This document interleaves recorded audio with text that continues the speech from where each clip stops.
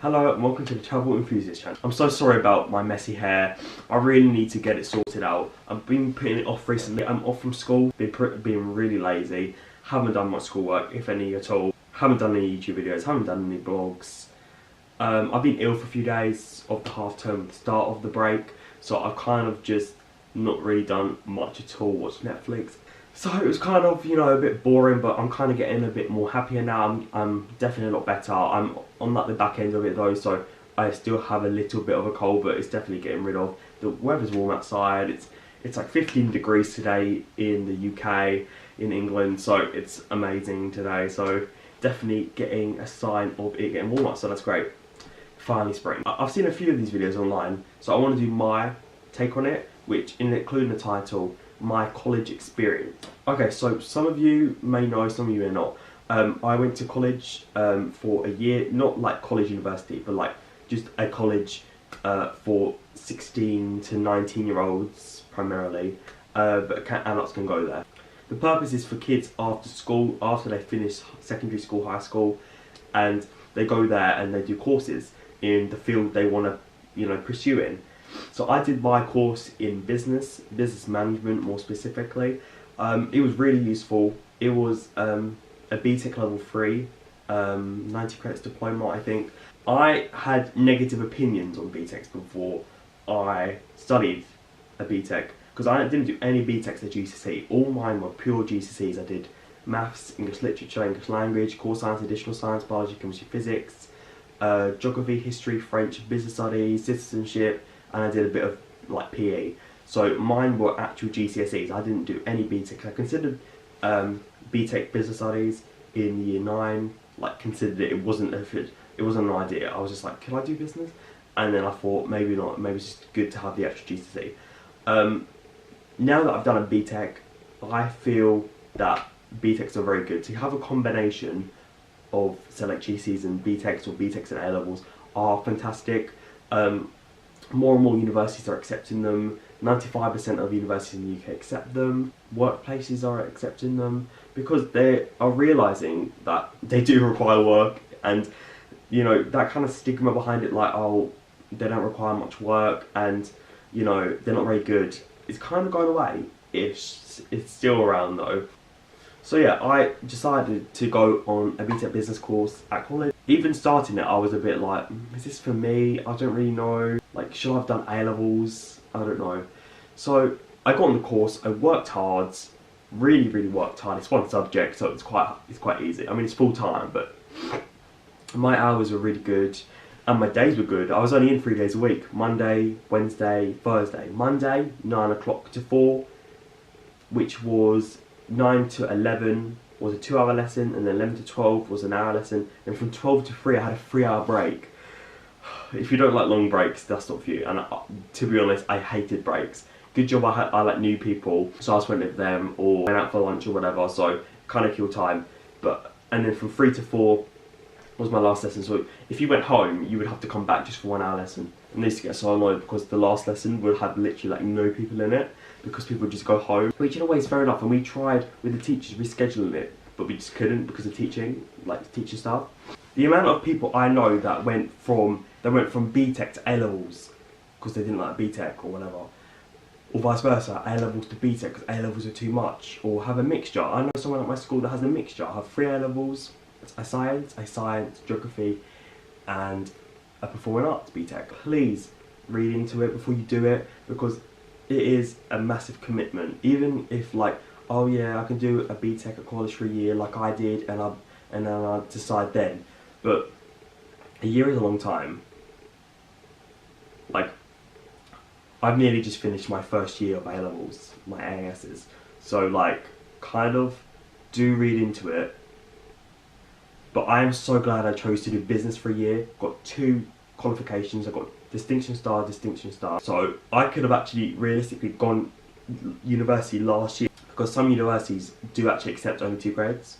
Obviously they're not as good, some of the courses, but I could have. But that's good with college courses. You can leave after a year. It's not a 2-year commitment like A levels are now, because obviously before A levels you could do ASs and then leave, and then do an apprenticeship or do BTECs or whatever. But now you kind of have to stay on for 2 years because you don't have any ASs, so you're working towards the A level, the full A level, 2 years. So that's kind of like the big commitment of A levels. So that's the only thing I would really consider and think about before you do A levels. And the fact that obviously they're very hard. So, but obviously that's what I said in my last video. College is very different. I mean, there's a lot of misconceptions about college. There's like, oh, teachers don't turn up, they don't mark your work, all of that information. That's just wrong. I mean, I had about 6 teachers, I think, about 5, 6 teachers, and they all taught me business, and they were in the business and IT department, and they were fantastic. They were so knowledgeable, and they just knew they could hold a conversation with you about business, and also socially as well. They were good.